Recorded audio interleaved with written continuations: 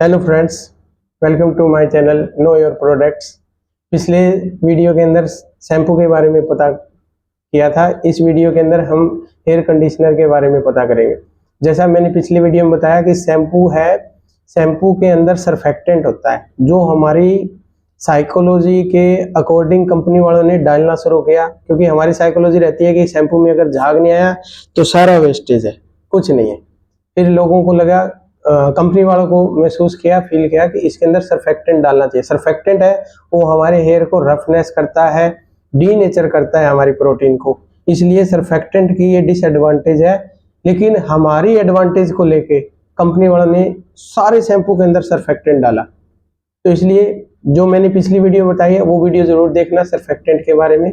अब इस वीडियो में हेयर कंडीशनर का पता करेंगे। हेयर कंडीशनर मतलब हेयर की कंडीशन को अच्छा रखे, पूरा ग्रीसीनेस रखे, अच्छा उसके अंदर बिल्डअप, कंघे के अंदर जाए तो बाल इजीली रिमूव, इजीली उसके अंदर कंघे हो, कॉम्ब हो, है ना। मेरे पास लोरियल का है, लास्ट टाइम भी मैंने इसके बाद इसी को दिखाया था। इस बार ये भी स्वेक्सकोफ कंपनी है जर्मनी की, ये ट्रेस्मी का है।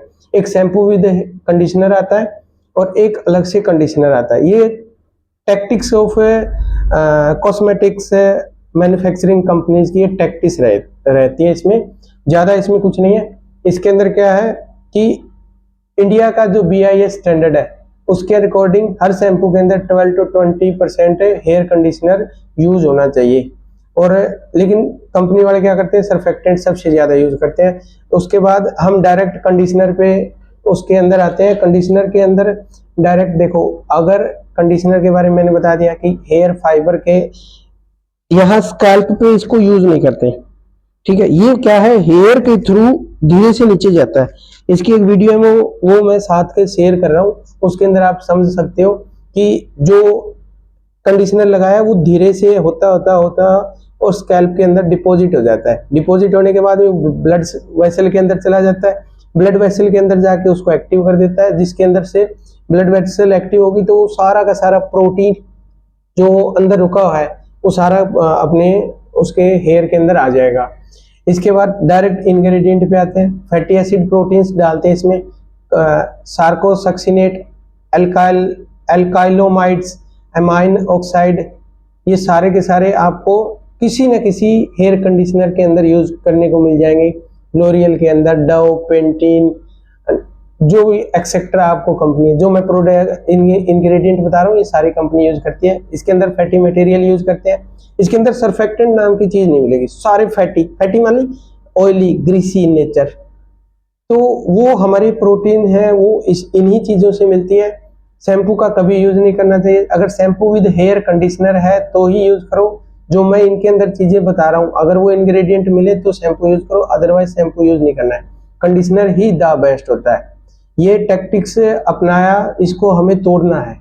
फैटी मटेरियल, फैटी अल्कोहल होते हैं, sterol, monoglyceride, triglyceride, lanolin derivatives होते हैं, सार्कोसिन होते हैं। ये वर्क कैसे करते हैं, absorption by hair by decreasing the detersive effect. Detersive effect मतलब निखारने वाला। ये क्या होता है, हेयर के थ्रू अपना निखारने वाली जो चीजें हैं हेयर के थ्रू अंदर जाएगी और उसको एकदम से सारा क्लीन कर देगी। ये फैटी मटेरियल होता है, ये शैम्पू विद हेयर कंडीशनर के अंदर सबसे ज्यादा मिलता है।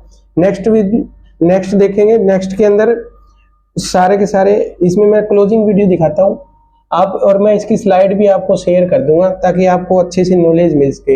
हाइड्रोलाइज प्रोटीन यूज करते हैं, पॉलीपेप्टाइड्स है जो एनिमल प्रोटीन होता है, कोलेजन मिल्क प्रोटीन यूज करते हैं। मिल्क, पुराने टाइम में मिल्क से भी लोग हैं वो हेयर वॉश करते थे। पुरानी जितनी भी लेडीज है, ग्रैंड मदर है, तो वो सारी पहले तो मिल्क से नहाते भी थे। स्किन को अच्छे से स्मूथ रखता है, मॉइस्चराइज रखता है, और ये प्रोटीन भी होता है इसके अंदर। तो वर्क कैसे करेगा, सिल्की इफेक्टिव रखता है, डैमेज होता है उस डैमेज हेयर को भी प्रोटीन देता रहेगा, जिससे उसकी ग्रोथ होएगी, हेयर फॉल नहीं करेगा। क्वाटनाइज पॉलीमर सबसे ज्यादा यूज हो रहा है आजकल। किसी न किसी कंडीशनर के अंदर आप देखोगे, हर कंपनी के अंदर पॉलीक्वाटर्नियम 10 hydroxy cellulose trimethyl ammonium polymer, और इसके अलावा पॉलीक्वाटर्नियम 7, ये सारे के सारे इसके अंदर यूज कर रहे हैं। पॉलीक्वाटर्नियम 23, ये सारे के सारे कंडीशनर है इसके अंदर कोई भी सरफेक्टेंट नहीं होता। नेक्स्ट हम देखेंगे कि इसके अंदर सिलिकॉन भी होता है।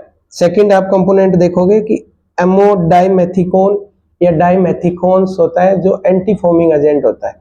ये शैम्पू के अंदर भी डाला जाता है और इसके अंदर भी, शैम्पू विद हेयर कंडीशनर उसके अंदर देखने को मिलता है। डाइमेथिकोन होता है, डाइमेथिकोन क्या करता है, ये जो आईज के अंदर कई बार शैम्पू चला जाता है उसकी इरिटेशन को मेंटेन रखता है, रिड्यूस कर देता है। सिटाइल अल्कोहल डालते हैं, इमल्सीफायर लास्ट वीडियो में बताया, जो ऐसे सब्सटेंस जो ऑयल इन नेचर होते हैं, वाटर इन नेचर होते हैं, जो मिल नहीं सकते आपस में, तो उसके लिए इमल्सीफायर एजेंट डाल देते हैं। ये क्या करेगा, पूरे इसकी थिकनेस, विस्कोसिटी पूरे की पूरी नेचुरल वैक्सी इसके अंदर बनाए रखता है। Quaternary compound C12 C18 alkaline चैन होती है, ये भी कंडीशनर का काम करता है।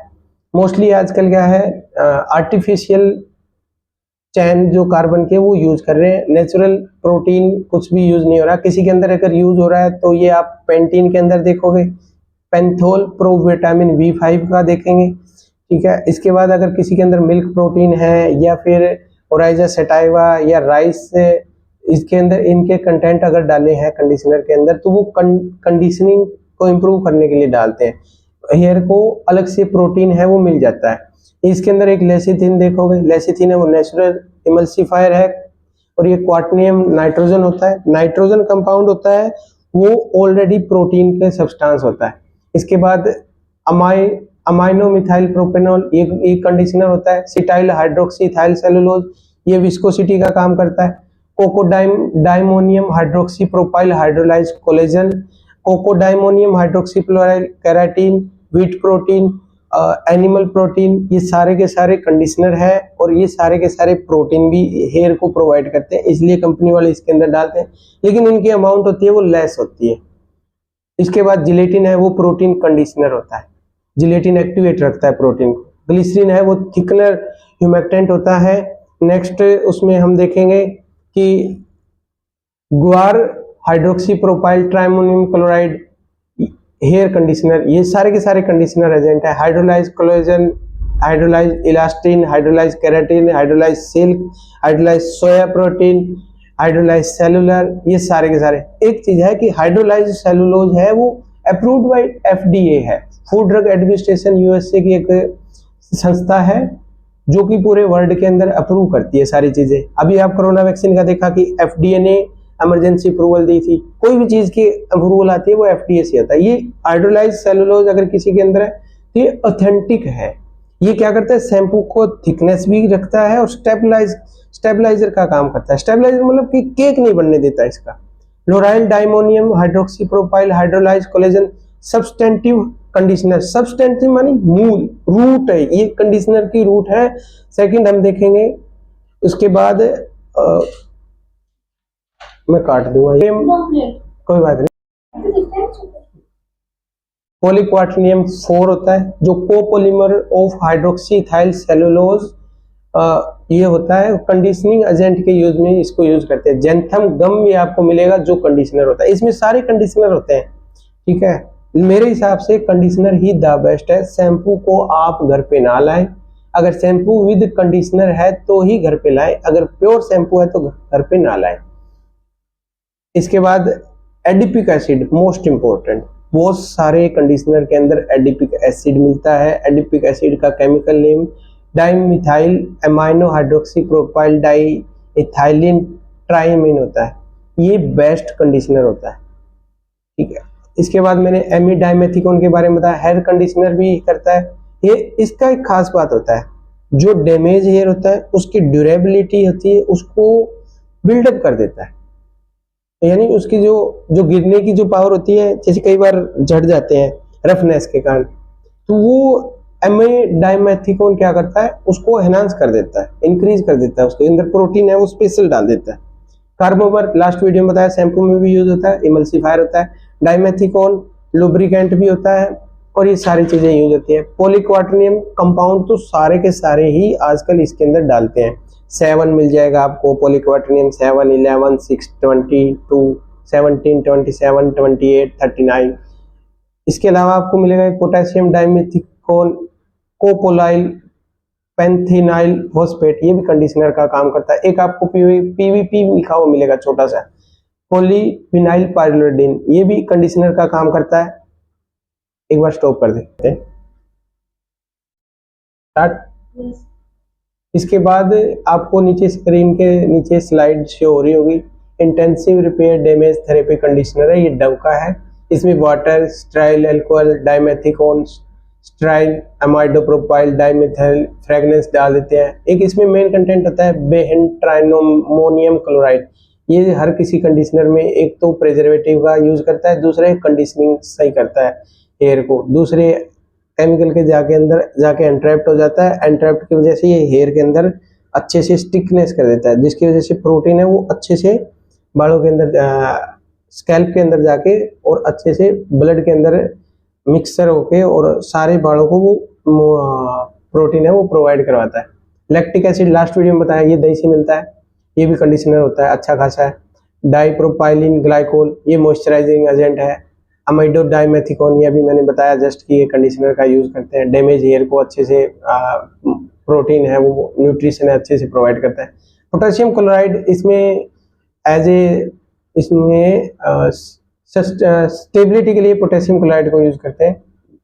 डाइसोडियम ईडीटी लास्ट में बताया था कि ये कैल्शियम और मैग्नीशियम का जो कंटेंट है वो बाइंड नहीं होने देता, जिसकी वजह से इनकी विस्कोसिटी है वो सही बनी रहती है। ग्लूकोनोलेक्टोन ये भी मॉइस्चराइजर होता है।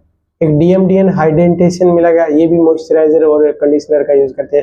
सिट्रीमोनियम क्लोराइड ये एमल्सिफायर एजेंट होता है। एडिपिक एसिड मैंने बहुत अच्छे से एक्सप्लेन किया है, वीडियो दोबारा से एक बार सुनना।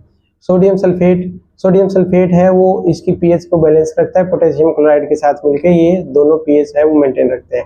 और इसके अंदर फिर लास्ट वीडियो में मैंने बताया था मिथाइल क्लोरो आइसोथोलिजोन और मिथाइल आइसोथायाजोलिनोल, ये सारे के सारे एंटीबैक्टीरियल होते हैं, प्रिजर्वेटिव होते हैं, जो कि कंडीशनर के अंदर बैक्टीरियल ग्रोथ को इनिबिट कर देते हैं। आज की वीडियो के लिए इतना ही, बाकी और भी जितने भी मेरे पास स्लाइड है वो सारी शेयर कर रहा हूँ। अब सबके कंटेंट पढ़ना, और ये स्लाइड की खास बात है कि शैम्पू के कंपैरिजन में मैंने ये आपको डाली है कि उसके अंदर क्या कंटेंट होता है क्या नहीं होता। मेरा एक ही राय है, शैम्पू लेके आओ तो आप सबसे पहले देखना शैम्पू विद हेयर कंडीशनर है, क्योंकि इंडिया के अंदर ये सारी चीजें कंपनी है वो चला के खेल रही है, टैक्टिक्स अपना रही है कि इसमें सिर्फ शैम्पू के अंदर सर्फेक्टेंट डालो और कंडीशनर के अंदर सिर्फ कंडीशनर डालो, तो दोनों प्रोडक्ट बिकेंगे तो कंपनी को प्रॉफिट ज्यादा होगा।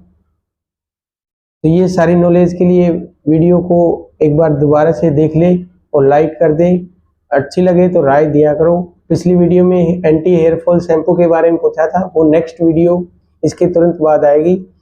और सारी वीडियो देखते हुए राय देते रहना। जय हिंद।